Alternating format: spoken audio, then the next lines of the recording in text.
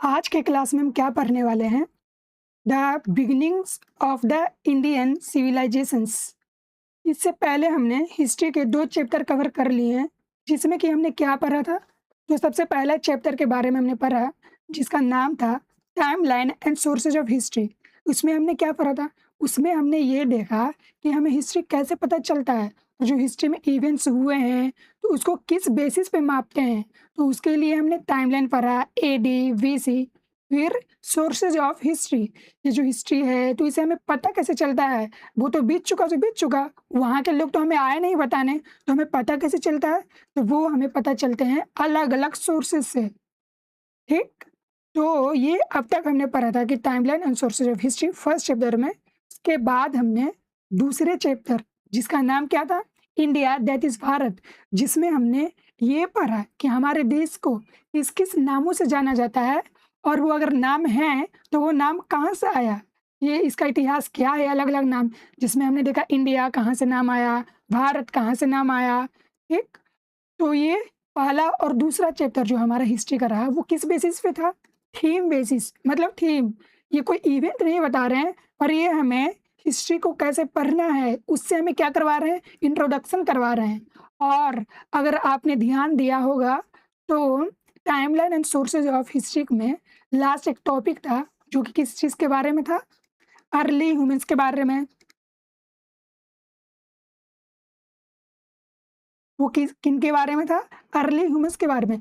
उसमें हमने पढ़ा था कि कैसे अर्ली ह्यूमन आए, जो कि होमो सेपियंस हम लोग के कैटेगरी के थे। वो आए, डेवलप किए, धीरे-धीरे चीज़ क्रॉपिंग क्रॉपिंग मतलब एग्रीकल्चर शुरू किए, कहाँ सेटल रहा करते थे, किस तरह से रहा करते थे, उनके बारे में सारा कुछ पढ़ा। उसके बाद वो धीरे-धीरे क्या किए? प्रोग्रेस हुए। उसके बाद इसके बाद यही चैप्टर हमारा कहाँ से? यहाँ से रिलेट होगा। वो उसके बाद वो आगे जाके डेवलप हुए। और वो इतने डेवलप हो चुके हैं कि वो क्या बन गए? आगे चलकर वो सिविलाइजेशन बन गया। तो ये सिविलाइजेशन होता क्या है? और हमारे इंडिया में सिविलाइजेशन की शुरुआत कब से हुई? उसके बारे में देखेंगे। ठीक?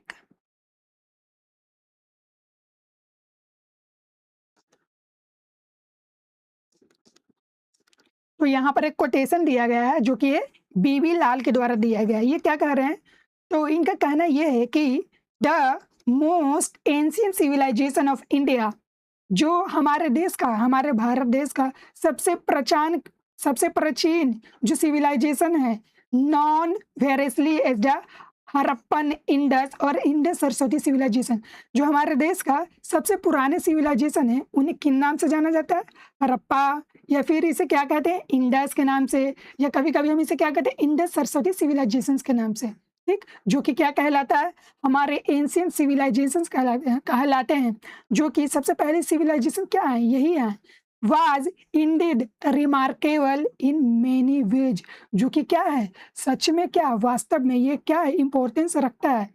वो बहुत तरीकों से रखता है। वो तरीके कौन-कौन से हैं? तो it showed how a well balanced community lives in which the differences between the rich and the poor are not glaring. इसमें हमें क्या पता चलता है कि इस सोसाइटी में जो लोग रहा करते थे ना, उनके बीच में जो रिच एंड पुअर का ज़्यादा डिफरेंसेस देखने को हमें नहीं मिलता है। The differences between the rich and the poor, जो गरीब और अमीर में क्या है? भेदभाव है, वो हमें उतना अंतर दिखाई नहीं देता है। वो कैसे? क्योंकि in essence the Harappan societal scenario was not so that exploitation. और यहाँ की जो सोसाइटी से हमें रिमेन्स मिले हैं, यहाँ पे जो जितने भी सारे अवशेष मिले हैं, उनसे हमें पता चलता है कि यहाँ के जो सोसाइटी में लोग रहा करते थे, वो कैसे? वो लोग एक-दूसरे के साथ एक्सप्लॉइटेशन नेचर के नहीं रहा करते हैं। मतलब कि एक-दूसरे को ज़बरदस्ती क्या अंधाधुंध यूज़ करना, उसको क्या ज़बरदस्ती काम करवाना, इस तरह का यूज़ नहीं किया करते हैं, बट ऑफ म्यूचुअल एक्कोमोडेशन। बल्कि वो लोग क्या किया करते थे? आपस में एक साथ क्या रहा करते थे? एक्कोमोडेशन मतलब भेदभाव से, बिना कोई भेदभाव के एक तरह से निवास किया करते थे और सुखी से रहा करते थे। यहाँ के लोग कहाँ के? इस सिविलाइजेशन, जो हमारा सबसे पहला सिविलाइजेशन है, इंडस सिविलाइजेशन, वहाँ के लोग। ये कोटेशन दिया गया था बीबी लाल के द्वारा, ठीक?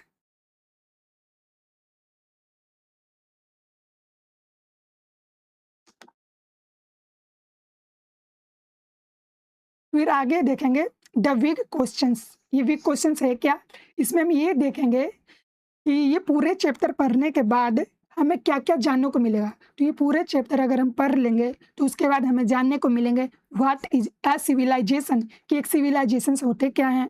What was the earliest civilisation of the Indian subcontinent, और हमारे इंडियन सबकॉन्टिनेंट में सबसे पहले कौन से सिविलाइजेशन आए हैं उनके बारे में।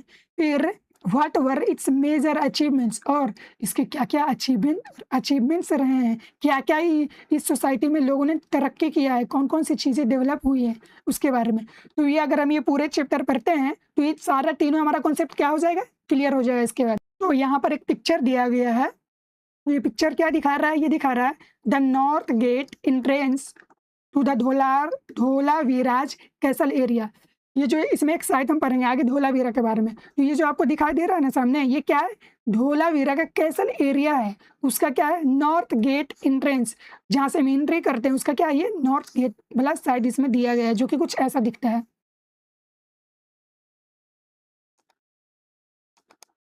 अब हम देखेंगे कि ये सिविलाइजेशंस है क्या? हम क्या पढ़ रहे हैं? The beginning of Indian civilisation, कि हमारे भारत में जो सबसे पहले सिविलाइजेशंस डेवलप हुए हैं वो कब हुए हैं, वो कैसे थे, उनके बारे में। तो पहले हम सिविलाइजेशन पढ़ने से पहले ये तो समझ लें कि ये सिविलाइजेशंस होते क्या हैं, ठीक? At the end of the chapter 4 we saw the first human groups settling down, practicing agriculture, developing some technology such as construction, metallurgy, transport, and moving towards civilization. तो हमने चैप्टर 4 में किस चीज़ के बारे में पढ़ा था? अर्ली ह्यूमंस के बारे में। We saw the first human groups settling down, जो कि क्या हुए? सेटल होना शुरू किए, मतलब एक जगह रहने लगे। पहले लोग क्या किया करते थे अर्ली ह्यूमंस? वो खाने के तलाश में और रहने के तलाश में वो क्या किया करते थे? एक जगह से लेकर दूसरे जगह हमेशा क्या? हमेशा मूविंग ही करते रहते थे, ठीक? फिर वो धीरे-धीरे क्या हुए? सेटलिंग डाउन, मतलब किसी एक जगह पे क्या हुए? सेटल होना शुरू किए। फिर क्या? प्रैक्टिसिंग एग्रीकल्चर, फिर उन्होंने क्या? एग्रीकल्चर को सीखा कि कैसे ये अनाज उगाते हैं। तो जब वो प्रैक्टिस को क्या करेंगे? एग्रीकल्चर को क्या करेंगे? प्रैक्टिसिंग करेंगे, मतलब अगर वो अनाज उगाएँगे कुछ, तो क्या वो अनाज तो एक दिन में ग्रो नहीं करेगा। उसको ग्रो करने के लिए क्या चाहिए? टाइम। तो उन्हें क्या? उन्हें समय देना पड़ता है, तो इसीलिए उन्हें एक जगह रहना पड़ता है। तो इसीलिए इसी बेसिस पे कह रहे हैं कि वो क्या होना शुरू किए? सेटलिंग डाउन, वो एक जगह रुकना शुरू किए हैं। फिर क्या? प्रैक्टिसिंग एग्रीकल्चर, उन्होंने एग्रीकल्चर करना सीखा। डेवलपिंग सम टेक्नोलॉजीज़, और उन्होंने क्या? कुछ टेक्नोलॉजी भी डेवलप की हैं, जैसे कि कंस्ट्रक्शन, चीज़ें बनाना। मेटलर्जी क्या होता है? तो इट इंक्लूड्स टेक्निक्स, किस चीज़ का टेक्निक्स होता है? Extracting metals from nature. ये होता क्या? एक टेक्निक है जो कि हम जो अलग-अलग तरह के मेटल यूज़ करते हैं, वो हम कैसे यूज़ करते हैं? वो डायरेक्टली तो मिलता नहीं है। इसे हम क्या करते हैं? नेचर से क्या करते हैं? एक्सट्रैक्ट। पर नेचर से भी हमें मेटल डायरेक्टली नहीं मिलता है। इसके लिए क्या हम करते हैं? जो नेचर से मिले हैं उसे हम प्यूरिफाई करते हैं और इसे क्या करते हैं? कंबाइन करते हैं। इसमें साइंटिफिक स्टडी होता है, तब जाकर उससे हम क्या करते हैं? मेटल को एक्सट्रैक्ट करते हैं। उसको मतलब क्या करते हैं? निकालते हैं। तो वो लोग क्या किया करते थे? अलग-अलग टेक्नोलॉजी, जैसे कि मेटलर्जी का टेक्नोलॉजी मतलब कि मेटल को क्या करना? ऑब्टेन करना, लाना, या उससे क्या करना? ऑब्टेन करना। कंस्ट्रक्शन मतलब अलग-अलग बिल्डिंगें बनाना सीखा इन्होंने। ट्रांसपोर्ट, किसी एक जगह से दूसरे जगह पर जाने के लिए उन्होंने क्या किया? ट्रांसपोर्ट का भी क्या किया? डेवलप किया। एंड मूविंग टुवर्ड्स सिविलाइजेशन, और इस मैनर में हम क्या कह रहे हैं कि ये सिविलाइजेशन की तरफ क्या कर रहे हैं? मूव कर रहे हैं। तो सिविलाइजेशन होता क्या है? तो व्हाट देन इज़ सिविलाइजेशन? ये सिविलाइजेशंस क्या होते हैं? In general, the term is used for an advanced stage of human society. तो नॉर्मली सिविलाइजेशंस का मतलब क्या होता है?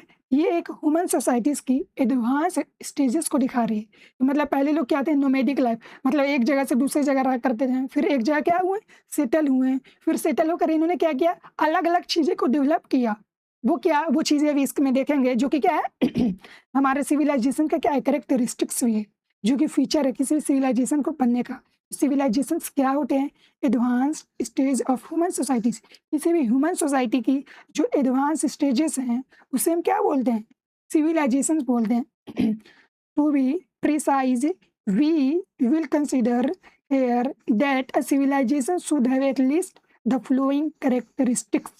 और ये सिविलाइजेशन से क्या होता है, किसी भी ह्यूमन सोसाइटी में जो कि क्या हुए हैं, डेवलप हो गए हैं, एडवांस हो गए हैं, उनमें हमें कुछ कैरेक्टरिस्टिक्स देखने को मिलता है। वो कौन कौन से कैरेक्टरिस्टिक्स हैं, वो ये कुछ नीचे दिए गए हैं। तो ये सारे जब कैरेक्टरिस्टिक्स देखे जाते हैं किसी भी ह्यूमन बींग्स में, तो हम क्या कहते हैं, ये क्या है, सिविलाइज हो गए हैं, ये क्या हो गए, सिविलाइजेशन बन गया है। ठीक, तो वो कौन कौन से कैरेक्टरिस्टिक्स हैं उसके बारे में एक एक करके हम क्या करते हैं, देखते हैं।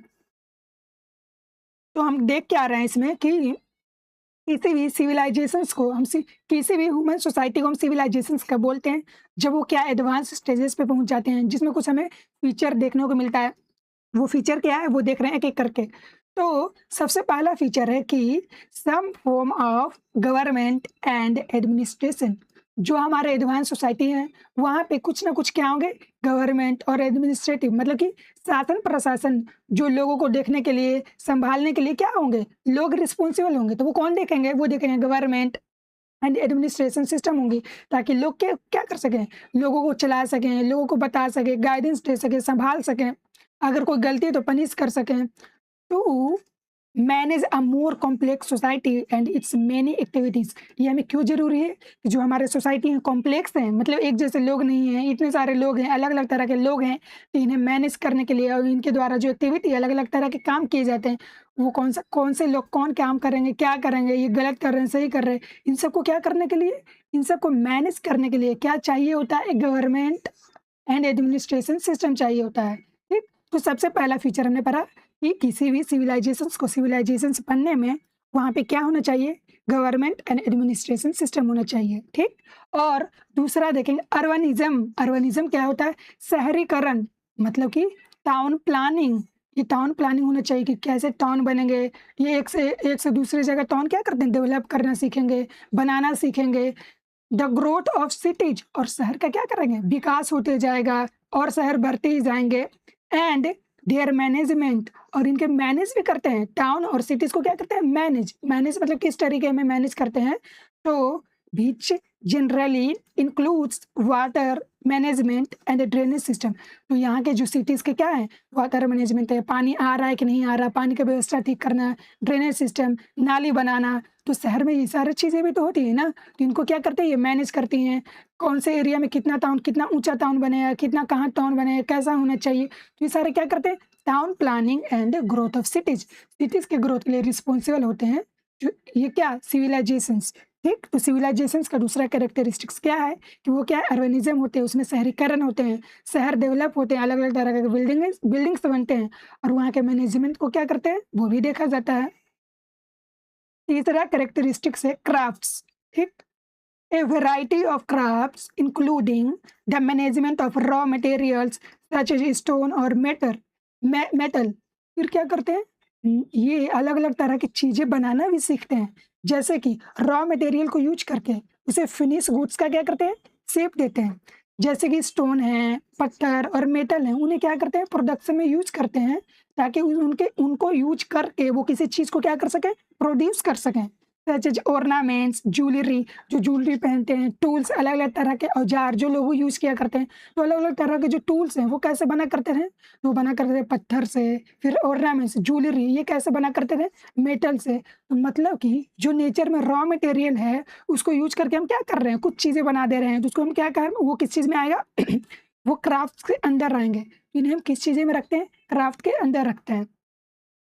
फिर है अगला ट्रेड। ठीक, trade both internal within a city or a region and external with distant regions or other parts of the world to exchange all sorts of the goods। तो क्या होना चाहिए, अगला कैरेक्टरिस्टिक्स क्या है, अगला फीचर क्या है, ट्रेड। ट्रेड का मतलब क्या होता है कि ट्रेड होना चाहिए, मतलब कि सामान का या जितनी भी चीज़ें हैं, वस्तुएं हैं, उनका लेन देन हो, वो इनको बेचें, वो उनको दें, वो किसके अंदर, तो विद इन अ सिटी और ए रीजन।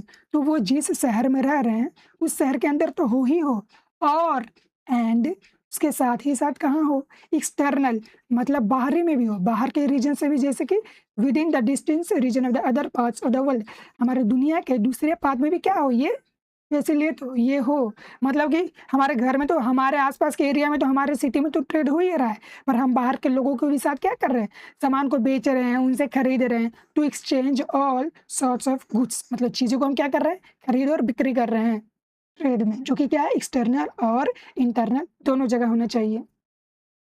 अगला फीचर है हमारा सम फॉर्म ऑफ राइटिंग। क्या, अगर कोई सिविलाइजेशंस होंगे तो उन्हें सिविलाइज तब माना जाता है किसी भी सिविलाइजेशन को कि वहाँ पे क्या है, कोई राइटिंग सिस्टम क्या हुआ हो, डेवलप हुआ हो। जैसे कि needed to keep records and to maintain communicate, वहाँ क्या होना चाहिए, राइटिंग डेवलप होना चाहिए। क्यों? ताकि जो अलग अलग तरह के सामानें आ रहे हैं, क्या चीज़ें हो रही हैं, हम इनसे कितना चीज़ें लिए हैं, उन्हें कितना देना है, तो ये सारे क्या करते हैं, रिकॉर्ड्स को मेंटेन करने के लिए क्या चाहिए, राइटिंग चाहिए, ताकि हम लिख सकें, और लिखने के बाद क्या रहे, हमें ये पता रहे कि हमने क्या किया है, हाँ इनसे इतना उधार है, इन्हें इतना देना है, ये चीज़ें बाकी हैं, ये रिकॉर्ड्स करते हैं। डेट को क्या करते हैं, अलग अलग तरह के मेजर करते हैं। एंड टू कम्युनिकेट, और क्या करने के लिए, कम्युनिकेट, मतलब अगर हमें आपसे बात करना है तो हम आपसे कम्युनिकेट अभी कैसे कर रहे हैं, तो ये हमारे क्या है, लैंग्वेज है, ये जो लिखे हुए हैं क्या है, लैंग्वेज है। हम आपको पढ़ा रहे हैं तो वो क्या है, हमारा लैंग्वेज है, जिसके माध्यम से हम आपको क्या कर रहे हैं, हम आपको पढ़ा रहे हैं और आप ये लिखी हुई चीज़ें क्या कर रहे हैं, समझ रहे हैं। तो कम्युनिकेट, तो राइटिंग क्या होती है, ज़रूरी होती है कम्युनिकेट करने के लिए, एक दूसरे से क्या, अपने मैसेज को पहुँचाने के लिए और रिकॉर्ड्स को मेंटेन करने में। ठीक। अगला फीचर है हमारा कल्चरल आइडियाज़। कल्चरल आइडियाज़ के बारे में होते हैं। जो हमारे सिविलाइजेशंस होते हैं ना, उनमें माना जाता है कि वो क्या होते हैं, अबाउट लाइफ, हमारे जीवन को लेके और इस पूरे दुनिया को लेके क्या करते हैं, वो एक्सप्रेस करते हैं, मतलब किसी के थ्रू क्या करते हैं, वो दिखाते हैं थ्रू आर्ट, या किसी कोई आर्ट बना दिए हैं, जैसे कि कोई कला, जैसे कि म्यूजिक हो गया, डांस हो गया, अलग अलग तरह के क्या हो गए, पेंटिंग हो गए। इसके थ्रू ये क्या करते हैं, चीज़ों को एक्सप्रेस करते हैं। जो आसपास की चीज़ें क्या करते हैं, वो देखते हैं, जो दुनिया में उन्हें चीज़ें देखने को मिलती हैं, उनके आसपास के जीवन के जो चीज़ें होती हैं, उन्हें क्या करते हैं, वो एक्सप्रेस करते हैं, किसके थ्रू, आर्ट के थ्रू। आर्ट के थ्रू, ठीक। फिर नेक्स्ट क्या है, आर्किटेक्चर। आर्किटेक्चर के मतलब अलग अलग तरह के ये क्या बनाते हैं, बिल्डिंग्स बना दिए हैं, मोनूमेंट्स बना दिए हैं, अलग अलग चीज़ें कंस्ट्रक्ट कर दी हैं। नेक्स्ट लिटरेचर, मतलब कुछ लिखी हुई चीज़ें या किताबें के थ्रू, एंड ओरल ट्रेडिशंस, मतलब एक दूसरे में क्या, बोलकर, सुनकर और सुनाकर चीज़ों को क्या करते हैं, पास ऑन करते हैं। और सोशल कस्टम्स, और क्या, कुछ उनके सोशल कस्टम्स होते हैं कि मतलब नहीं, हम तो इस कैटेगरी के आते हैं, हमारा क्या ऐसा मानना है। तो ये सारे इनके किस चीज़ों के अंदर आते हैं, कल्चरल आइडियाज़ के अंदर आते हैं, जो कि क्या है, एक फीचर है सिविलाइजेशंस होने का। वो क्या करते हैं, अपने कल्चर को एक्सप्रेस करते हैं अलग अलग चीज़ों के थ्रू। नेक्स्ट है हमारा a productive agriculture enough to feed not just the villages but also the cities. और एक फिर क्या, अगला फीचर क्या है, एग्रीकल्चर। एग्रीकल्चर मतलब जो अलग अलग तरीके के लोग खाने पे डिपेंड करते हैं, वो किस पे डिपेंड करते हैं खाने के लिए, एग्रीकल्चर पे। जो एग्रीकल्चर से अलग अलग तरीके की चीज़ें आती हैं खाने के लिए, वो क्या आते हैं, जो फूड, वो क्या होना चाहिए, इनफ होना चाहिए किसी भी सोसाइटी के लिए। ये नहीं कि वो तो गाँव में क्या हो रहे हैं, वो गाँव में हम लोग उसे उपजा रहे हैं, ग्रो कर रहे हैं, तो ये नहीं कि गाँव के लोग ही खाएँ, बल्कि उसे बट आल्सो द सिटीज़, कि वो पर्याप्त हो, इतना तो पर्याप्त हो कि वो क्या, वो जो शहर के लोग हैं वो भी क्या करें, भरपेट खाना खा सकें, और प्लस वो क्या करें, सरप्लस भी प्रोड्यूस हो, ताकि उसे क्या कर सकें, ट्रेड कर सकें और उसे बेच सकें। तो ये अब तक हमने पढ़ा कि किसी भी सोसाइटी को सिविलाइजेशन हम कब कहते हैं, तो उसमें हमें क्या देखने को मिलते हैं, अलग अलग तरह के फीचर्स। इसमें हमने क्या क्या पढ़ा, government and administration, urbanism, crafts, trade, writing, cultural ideas हों, एग्रीकल्चर हो, तो ये सारी चीज़ें क्या करते हैं कि हमारे सोसाइटी को क्या कहते हैं, एडवांस स्टेजेस देते हैं। इन्हीं को क्या कहा जाता है, सिविलाइजेशंस। अभी थिंक अबाउट इट, इसमें क्या कहा गया है, which of the above characteristics do you think is the most fundamental that is characteristics essential to the development of all others. जो अभी हमने इसके ऊपर अलग अलग फीचर पर है, अभी हमने पढ़ा ना ये अलग अलग फीचर, इसमें बोला गया है कि इसमें से जो सबसे ज़्यादा जरूरी फीचर आपको कौन सा लगता है और क्यों लगता है, इसके पीछे रीजन क्या है। तो हमें सबसे ज़्यादा ज़रूरी सा फीचर ये लगता है एग्रीकल्चर वाला। वो इसीलिए कि कोई भी सोसाइटी कब बन रही है, ये क्यों डेवलप हो पा रही है, क्योंकि ये क्या है, जिंदा है। और ये जिंदा कैसे है, खाना के बेसिस पे जिंदा है, ये खा रहे हैं तभी तो। और ये इनके पास खाना कहाँ से आ रहा है, वो क्या कर रहे हैं, तो एग्रीकल्चर के थ्रू। जब खाना आता है तो वो उसे क्या करते हैं, पेट भर खाना खाते हैं, तब जाके ये आगे चीज़ें क्या होते हैं, ट्रेड हो गया, क्राफ्ट हो गया, राइटिंग हो गया, कल्चर आ गया, इसको क्या करते हैं, एक्सप्रेस। सबसे पहले जिंदा तो रहना चाहिए ना, अब वो जिंदा इंसान कैसे रहते हैं, तो वो खाने के थ्रू। इसीलिए हम कह रहे हैं इसमें सबसे ज़्यादा ज़रूरी चीज़ है क्या, एग्रीकल्चर। और दूसरा चीज़ इसलिए कि अगर एग्रीकल्चर आएँगे तो उससे क्या होगा, हमारा सरप्लस प्रोड्यूस, सरप्लस मतलब एक्सेस, जो एक्सेस खाने आएँगे उसे हम क्या करेंगे, ट्रेड करेंगे, उसे बेचेंगे तो उससे हमारा पैसे आएँगे, तो इससे हमारा ट्रेड फ्लरिश होगा। तो इसलिए हम कह सकते हैं कि इसमें से जो सबसे ज़्यादा ज़रूरी चीज़ें हैं, वो कौन से माने गए हैं, एग्रीकल्चरल। सबसे ज़्यादा इम्पोर्टेंट क्या है, फीचर है।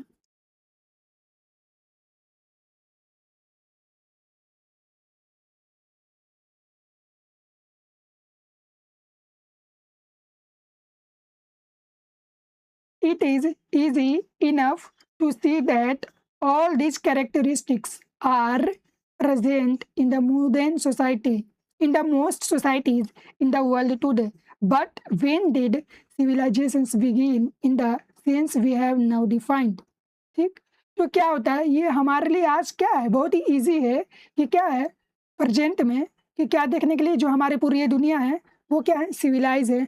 आज जो हमारे आसपास जितने भी सोसाइटी या अलग अलग तरह के क्या कंट्री हैं, जो कि क्या देखने को मिलता है, सिविलाइज देखने को मिलता है। उनमें ये सारे जो अभी हमने इसके ऊपर फीचर पढ़ा, वो सारे फीचर क्या देखने को मिलते हैं इसके अंदर। तो इसलिए हम कहते हैं कि आज के समय में जो पूरे दुनिया में क्या है, बहुत सारे सोसाइटीज़ क्या माने जाते हैं, सिविलाइज माने जाते हैं। क्यों, क्योंकि इनमें वो फीचर पाया जाता है जो कि इसके ऊपर हमने पढ़ा है अभी। Civilisation began at different times in different parts of the world. लेकिन हमने ये जो सिविलाइजेशंस देखा कि क्या होते हैं, इसके फीचर्स देखे, तो ये अलग अलग समय में, डिफरेंट टाइम्स, अलग अलग समय में, और ये अलग अलग पार्ट्स में क्या किए हैं, हमारे दुनिया में देखने को मिले हैं। मतलब एक जगह नहीं, मतलब एक समय में नहीं कि अभी सिविलाइजेशन है उसके बाद ये खत्म, उसके बाद अगले रीजन्स में सिविलाइजेशंस नहीं है, नहीं। हमारे दुनिया में जो अलग अलग रीजन है उसमें अलग अलग समय में क्या मिले हैं, सिविलाइजेशंस देखने को मिले हैं। In the region known as Mesopotamia, एक रीजन है जिसे किस नाम से जाना जाता है, मेसोपोटामिया, जो कि क्या है, modern day Iraq and Syria. जो आज का इराक और सीरिया का रीजन है, इसे क्या कहा जाता था पहले, Mesopotamia. That happened about 6000 years ago, जो कि आज से 6000 साल पहले हुआ करता था।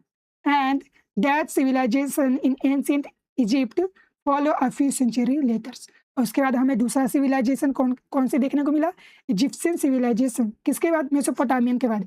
मतलब कि हमारे पूरे दुनिया में सबसे पहला सिविलाइजेशन कहाँ देखने को मिला, मेसोपोटामिया में, जो कि क्या है, सबसे पुराने सिविलाइजेशन माने जाते हैं। उसके बाद इसके बाद क्या देखने को मिला हमें, 4000 साल पहले क्या देखने को मिला हमें फिर, इजिप्शियन सिविलाइजेशन।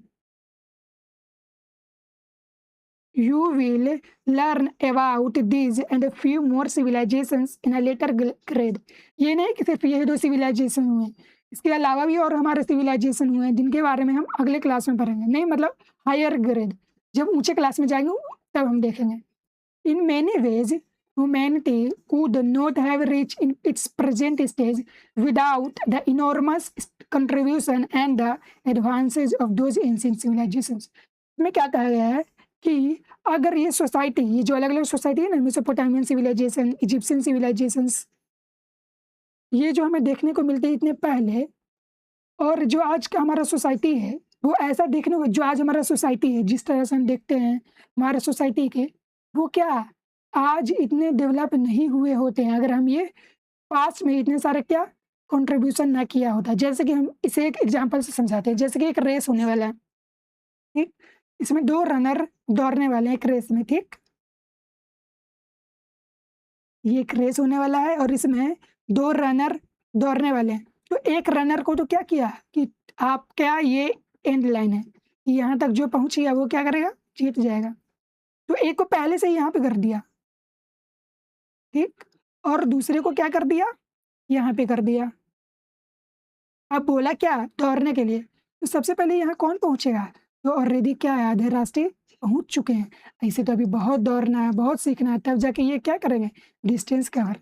इसका मतलब यही हुआ, in many ways humanity would not have reach its present stage. हम जिस लेवल पे सोसाइटी आज देखते हैं वो हम हमें देखने को नहीं मिलता है अगर हमारे पास्ट में इन सारी चीज़ों क्या हुए होते, नहीं डेवलप हुए होते। क्यों? क्योंकि इन सभी चीज़ों को हमें सीखने में टाइम लगता है, और कोई भी चीज़ें को इवॉल्व होने में क्या लगता है, टाइम लगता है।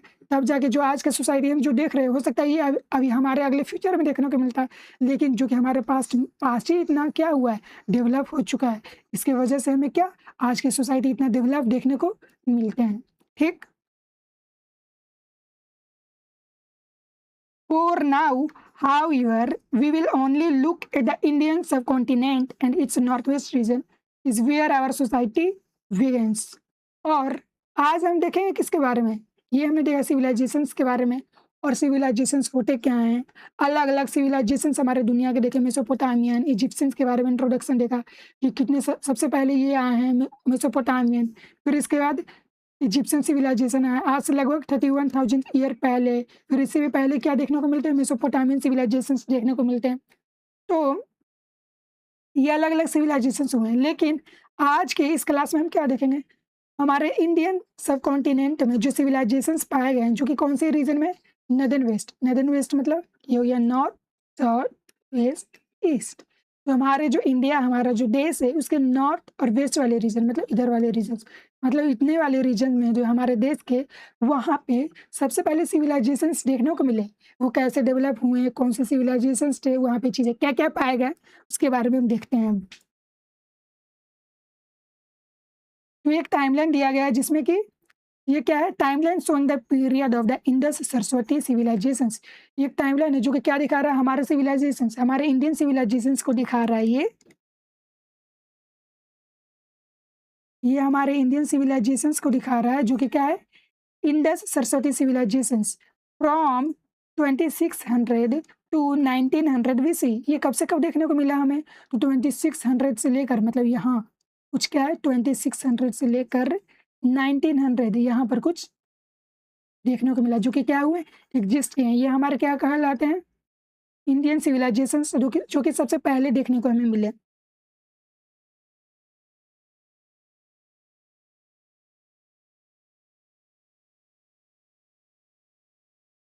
तो अब हम देख रहे हैं कि फ्रॉम विलेज टू सिटी, पहले लोग क्या किया करते थे, फ्रॉम विलेज टू सिटी। इससे पहले हमने क्या देखा कि लोग क्या हुए, अर्ली मानव थे, उन्होंने धीरे धीरे चीज़ें सीखे, अलग अलग चीज़ें बनाना सीखे, क्राफ्ट सीखे। उसके बाद उन्होंने क्या किया, वो सिविलाइज हो गए। सिविलाइजेशन हमने देखा कि क्या होते हैं, ये अलग अलग तरह के फंक्शन परफॉर्म करते हैं, ये फीचर परफॉर्म करते हैं। तब जाके हम किसी भी ह्यूमन सोसाइटी को क्या कहते हैं कि अब एडवांस हो चुके हैं, सिविलाइज हो चुके हैं। तो ये सिविलाइजेशंस बना कैसे, तो उसके लिए फ्रॉम विलेज टू सिटी, तो ये गांव से सिटी कैसे बने, उसके बारे में देख रहे हैं। तो the vast plains of the Punjab today divided between India and Pakistan. तो आज के समय में जो हमें पंजाब का प्लेन्स देखने को मिलता है, पंजाब दो पार्ट में, कौन कौन से, एक तो इंडिया का पंजाब और पाकिस्तान का पंजाब।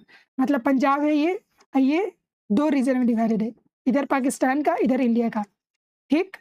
तो ये पूरा जो पंजाब का एरिया है एंड सिंध का एरिया, जो कि अभी कहाँ है, पाकिस्तान में है, are watered by the Indus river and its tributaries, जो कि क्या थे, पूरे इंडस रिवर से और इसके ट्रिब्यूटरी से क्या था, पूरे ये एरिया, प्लेन एरिया क्या था, भरा हुआ था।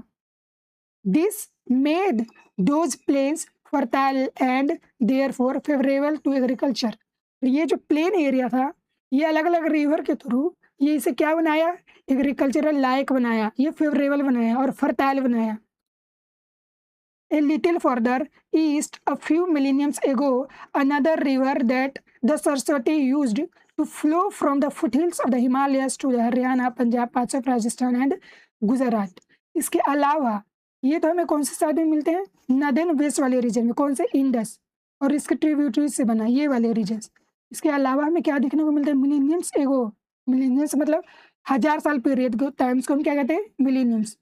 तो उससे पहले हमें क्या देखने को मिला, दूसरे रिवर, वो रिवर कौन सा है, सरस्वती, जो कि क्या था, use to flow from the foothills of the Himalayas.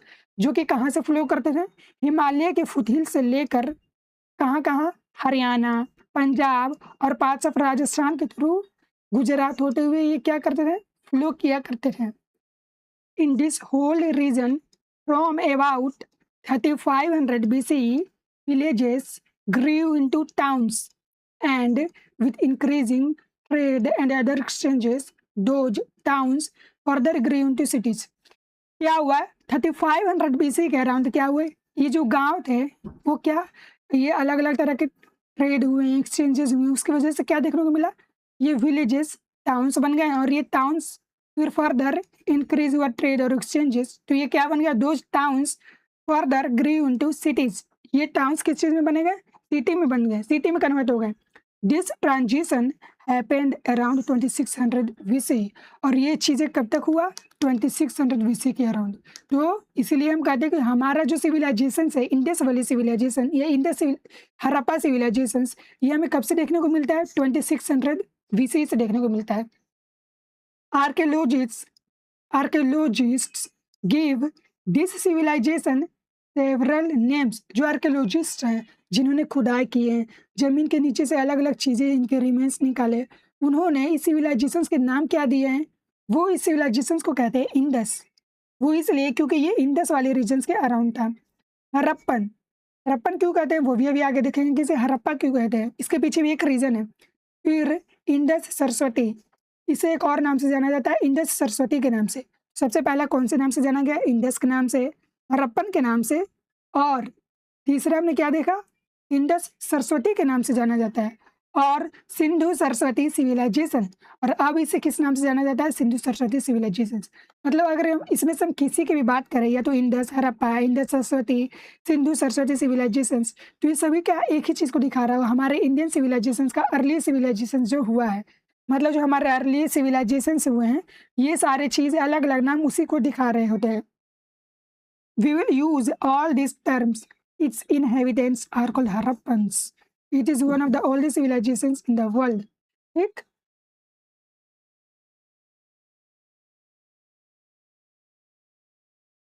ये है हमारे पूरे इंडियन सब कॉन्टिनेंट, इसमें दिखाई दे रहा होगा। इसमें कि ये जो एरिया क्या किया हुआ है, रेक्टेंगुलर पाथ में कवर किया गया है, इसी रीजन में क्या हुए? ये सिविलाइजेशंस डेवलप हुए। इसमें अभी शॉर्ट में दिया हुआ है, इसके अगले पेज में क्या, इसको जूम करके दिया गया है, तो उसमें हम देख रहे हैं ये कि कैसे ये डेवलप हुआ। तो इसी वाले रीजन को क्या किया गया, आगे वाले पेज में जूम किया गया है, ये वाले रीजन। इसको देखेंगे कौन कौन से रीजन है। उससे पहले हम ये देख लेते हैं कि हड़प्पा नाम कैसे पड़ा। तो why are the inhabitants of this civilisation called Harappans. तो इनहेबिटेंट्स का मतलब क्या होता है? यहाँ के रहने वाले लोग। तो यहाँ के रहने वाले लोग को या इस सिविलाइजेशंस को हम हड़प्पन्स क्यों बोलते हैं? तो इसलिए बोलते हैं, इसके पीछे रीज़न है। वो रीज़न क्या है? That is simply because the city of Harappa, जो हड़प्पा शहर थे ना, जो हड़प्पा शहर थे टुडे इन पाकिस्तान पंजाब, ये जो आज का ये जो हड़प्पा शहर है वो आज कहाँ है? पाकिस्तान के पंजाब वाले रीजन में, जो कि was the first of this civilisations to be excavated. ये वो पहला रीजन था पाकिस्तान पंजाब का, ये सबसे पहला साइट था जिसको क्या किया? एक्सकवेट किया गया, इसकी खुदाई की गई। आज से पहले कितना? 1921 से लेकर 21 के बीच में, ओवर सेंचुरी को 100 साल लगभग पहले। इसीलिए जो कि सबसे पहला रीजन, सबसे पहले हड़प्पा को एक्सकवेट किया गया, सबसे पहला रीजन हड़प्पा मिला। इसलिए इस पूरे रीजन्स को डिनोट करने के लिए हमारे इंडियन सब कॉन्टिनेंट में जो सिविलाइजेशंस डेवलप हुए हैं, इस रीजन को दिखाने के लिए हम किस चीज़ का यूज़ करते हैं? हड़प्पा सिविलाइजेशंस। हड़प्पा कौन थे? यहाँ के रहने वाले लोग। This development is called the first urbanisation of India. और इसी डेवलपमेंट को हमारे इंडिया का सबसे पहला क्या कहा गया? First urbanisation of India. कि सबसे पहला अर्बनाइजेशन हमारे इंडिया को यही देखने को मिला, यही देखने को मिला। फिर उसी का जूम किया गया, ये पूरे रीजन क्या हमारा दिखा रहा है? ये पूरा रीजन जिसमें अलग अलग साइड थे, सोरटी गोई नदीन साइड में, फिर अलग अलग रीजन है, बनावली, कालीबंगा, हड़प्पा, रूपनगर, मांडा, ये अलग अलग है, बालाकोट, मोहनजोदारो, चन्हूदरो, धोलावीरा, ये अलग अलग रीजन्स क्या हुए? इसी रीजन में हमारे डेवलप हुए। फिर लोथल, ठीक। ये सारे रीजन हमारे क्या हुए, इस रीजन में डेवलप हुए। Map of some the main settlements of the Indus Saraswati civilisations, ये मैप दिया गया है जो कि हमारे इंडस सरस्वती सिविलाइजेशंस में कुछ इंपॉर्टेंट सेटलमेंट किए गए उसमें सेटलमेंट क्या है, तो ये अलग अलग जो नाम दिया गया ये क्या किस चीज़ को दिखा रहा है, ये सेटलमेंट को दिखा रहे हैं। Notice the natural boundaries formed by the mountain ranges in brown colour, और इसमें जो ब्राउन कलर से दिखाई दे रहा है वो क्या है, हमारे माउंटेन्स को दिखा रहे हैं, ये रिप्रेजेंट कर रहे हैं।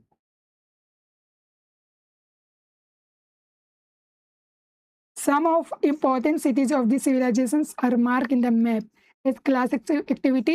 Can you try to match these cities with the modern states or regions in the table on the next page? इसमें क्या कहा गया है कि यहाँ पे एक टेबल दिया गया है, ठीक। ये हरप्पन सिटी में अलग अलग क्या दिए गए हैं, शहर दिए गए हैं जो कि तब हुआ करते थे, और ये आज कौन कौन से स्टेट में है उसको दिखाना है। तो ये धोलावीरा कहाँ पाया जाता है, तो ये गुजरात में। इसको पहले हम नंबरिंग कर लेते हैं, इसको ए बी, इसको सी नाम दे देते हैं, इसको डी और इसको ई नाम दे देते हैं, ठीक। तो ये जो हमारे धोलावीरा है ये आज कहाँ है, गुजरात में पाया जाता है, तो इसमें क्या लिख दे रहे हैं, बी। और ये हरप्पा कहाँ पाया जाता है, ये पाया जाता है पंजाब रीजन में जो कि पाकिस्तान में है। कालीबंगन कहाँ देखने को मिलता है, ये राजस्थान का पार्ट है।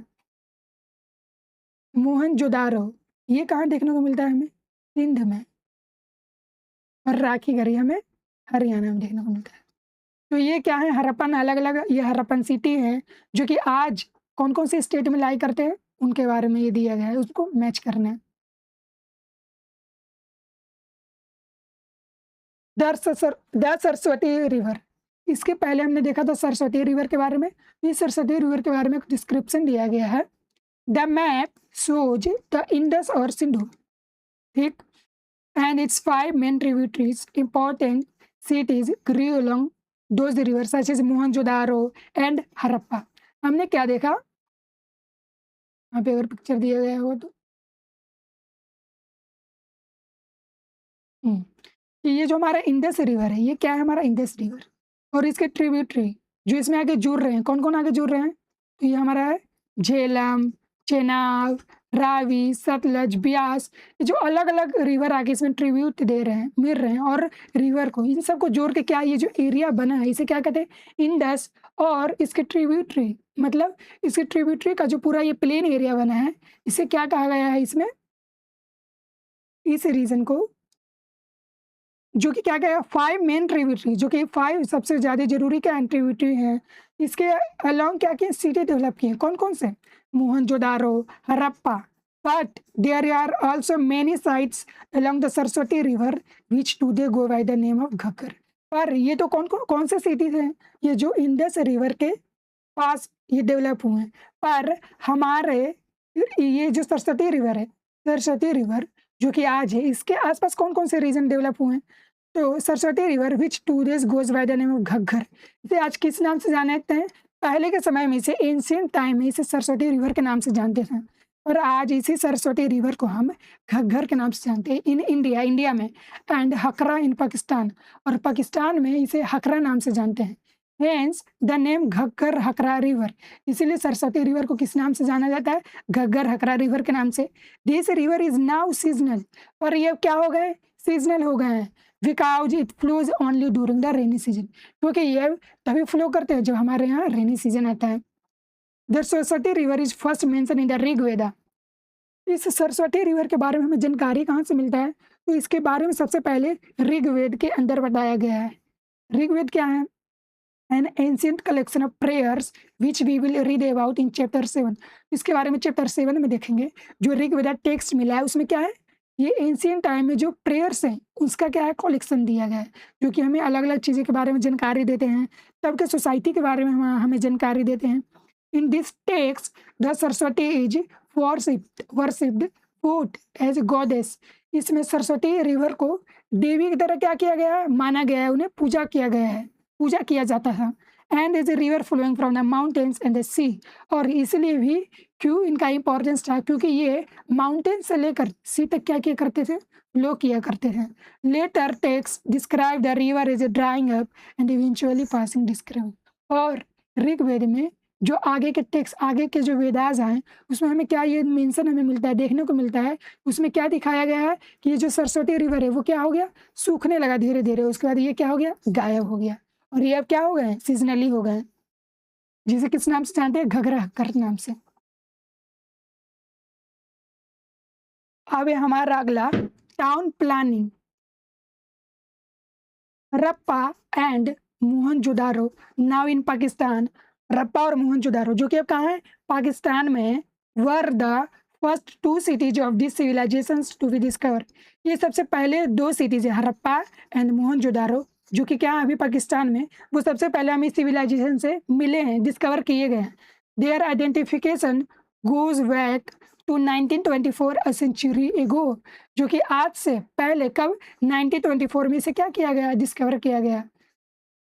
Several sites follow in the Indus Plains, which is why the civilization was initially called Indus Valley civilizations, जो कि कुछ साइट हमें मिले थे इंडस प्लेन्स में सबसे स्टार्टिंग में, इसीलिए इस सिविलाइजेशंस को स्टार्टिंग में किस नाम से जाना गया, इंडस वैली सिविलाइजेशन। क्यों, क्योंकि ये जो हड़प्पा है, मोहनजोदारो, ये जो मिले थे ना, वो कहाँ मिले थे, हमारे इंडस के प्लेन एरिया में, जो हमारा इंडस रिवर फ्लो करता है उसके प्लेन एरिया में। तो ऐसा माना गया कि सिर्फ यही है, तो इसीलिए इस रीजन्स को क्या नाम दिया गया, इंडस वैली सिविलाइजेशंस। मतलब इंडस के रीजन के जो वैली वाले में ये जो सिविलाइजेशंस देखने को मिले, इसलिए इन्हें क्या कहा गया, इंडस वैली सिविलाइजेशन। लेकिन बाद में क्या इसे चेंज कर दिया गया लेटर ऑन। उसके बाद other major cities such as Dholavira in Gujarat, Dholavira जो कि गुजरात में है, Rakhigarhi in Haryana, Ganeriwala in the Cholistan desert of the Pakistan, and hundreds of smaller sites, 100 से भी ज़्यादा साइट्स जो कि हमें क्या मिले, देखने को मिले हैं, जो कि क्या थे, at Lothal in Gujarat were discover, some of them excavated, such discoveries continue even today. ठीक, उसके बाद इसके अलावा भी हड़प्पा और मोहनजोदारो के अलावा भी बहुत सारे साइट्स ऐसे पाए गए जो कि 100 से भी ज़्यादा थे, जो कि पूरे नॉर्दर्न वेस्ट रीजन में क्या थे, फैले हुए थे। It is interesting to note that the Saraswati basin includes not only two major cities, Saraswati basin में भी दो सिटी नहीं थे, क्या थे, Rakhigarhi, Ganeriwala, but also several small ones, और बल्कि और छोटे छोटे भी क्या हुए, सिटीज यहाँ पे पाए गए, जैसे कि Farmana in Haryana, Kalibangan in Rajasthan, and few towns Bhirrana and Banawali both in Haryana. Indeed the map makes the clear high density of states in this reason.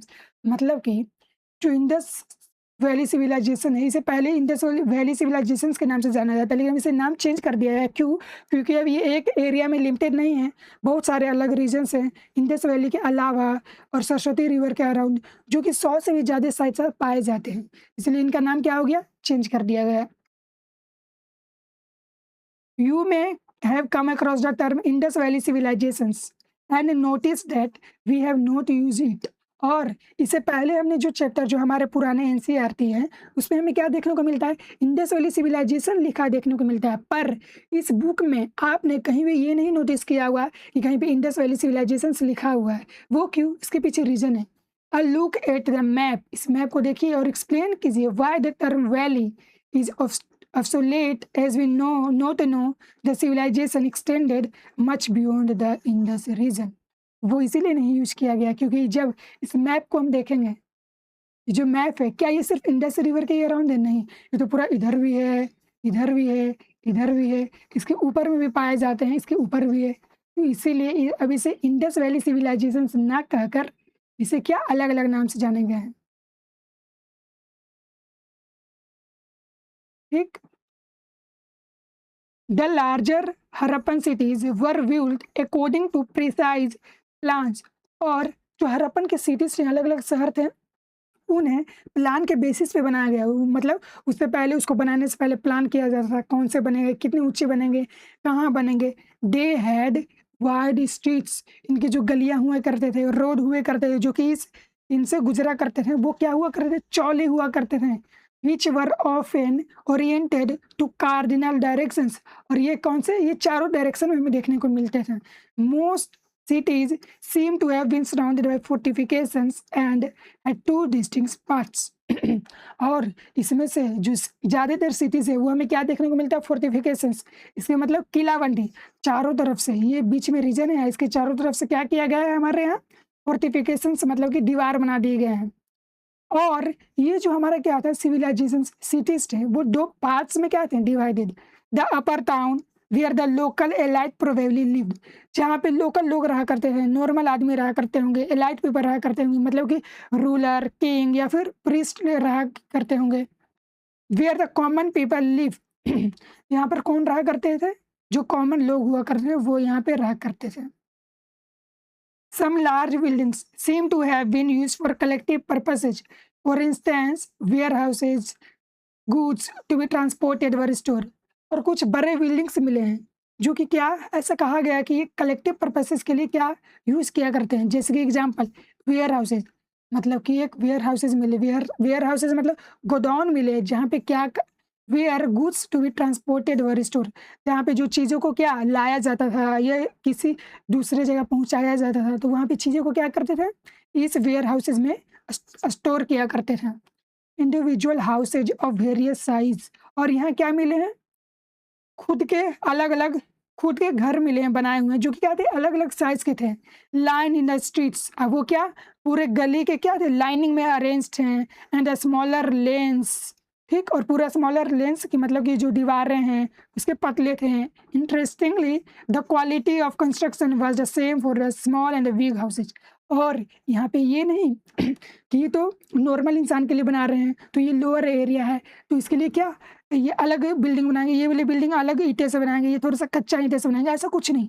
सारे बिल्डिंग हमें क्या देखने को मिलते हैं, सेम एंड बिग हाउसेज, सारे हमें क्या देखने को मिलता है, all those buildings were generally made of BRICS और सेम क्वालिटी।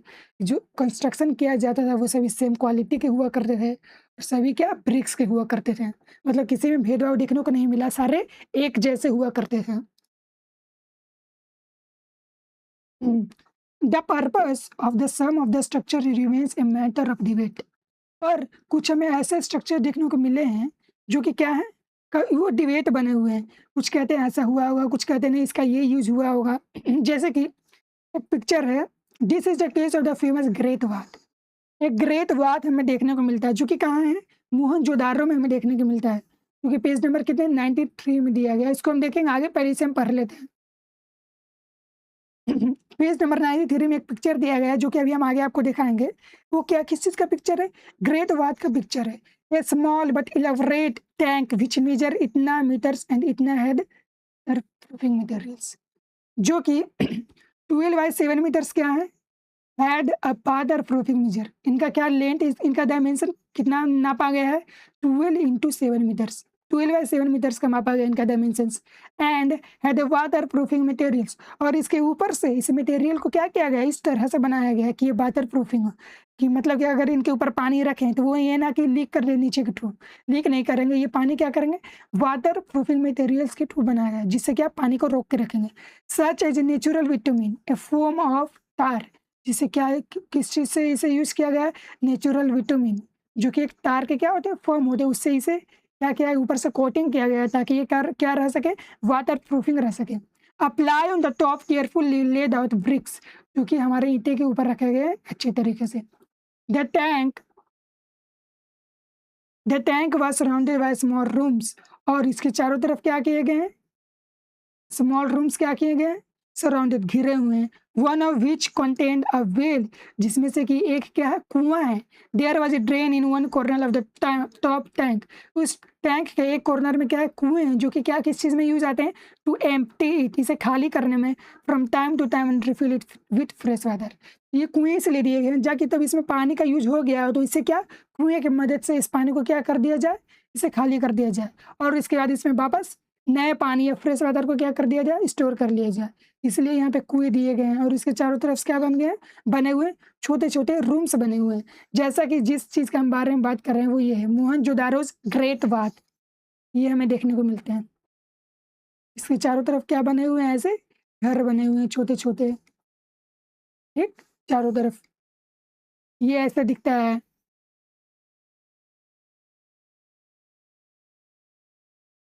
फिर यहाँ पे एक पिक्चर दिया गया है जो कि क्या है? ये एक पिक्चर दिया गया है जो कि क्या a wide street at Kalibangan Rajasthan. Rajasthan में हमने बताया था ना कि कालीबंगन एक साइट है, तो कालीबंगन साइट पे एक चौला सा क्या पाया गया है, चौला रोड, जो कि कुछ ऐसा दिखता है, इतने चौले रोड है। ये क्या है, राजस्थान के कालीबंगन का एक क्या दिया गया, पिक्चर दिया है, इसमें रोड दिखाया गया है कि ये कितने चौले हैं। राइट, फिर इस पिक्चर में क्या दिया गया है, हाउसिंग एरिया इन धोलावीरा। ये धोलावीरा रीजन का क्या दिया गया, हाउसिंग एरिया। इस तरीके का यहाँ पे क्या घर बना हुआ करते थे। विथ परपेंडिकुलर स्ट्रीट्स, यहाँ पे जो रोड है ये इधर से इधर है रोड, फिर इधर से इधर। परपेंडिकुलर मतलब 90 डिग्री, ये क्या कर रहे हैं एक दूसरे को 90 डिग्री पे क्या कर रहे हैं, कट कर रहे हैं। ये 90 डिग्री बना रहे हैं ना, इधर इधर इधर इधर। ये क्या एक दूसरे को मतलब 90 डिग्री है, इधर आने के बाद ऐसे, इधर जाने के बाद ऐसे, ये 90 डिग्री बना रहे हैं ना, इधर जाने के बाद ऐसे। तो एकदम से 90 डिग्री पे बने हुए क्या है, स्ट्रीट रोड बने हुए।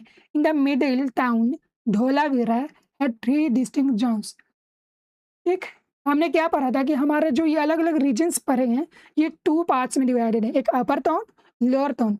पर ये जो हमारा धोलावीरा है ना, ये 3 पार्ट्स में हमें देखने को मिलते हैं। कौन कौन से, not 2 as in other cities. बाकी के अलग अलग शहर में कितने देखने को मिले हमें, 2, और इसमें हमें कितने देखने को मिले हैं, 3 देखने को मिले, लोअर टाउन, मिडिल टाउन और upper town. Also in this city the foundations of the most buildings were made with stones. और यहाँ पे जो अलग अलग बिल्डिंग देखने को मिलती है उसके फाउंडेशंस किस चीज़ से बना हुआ था, स्टोन्स, पत्थर से देखने को मिले हैं।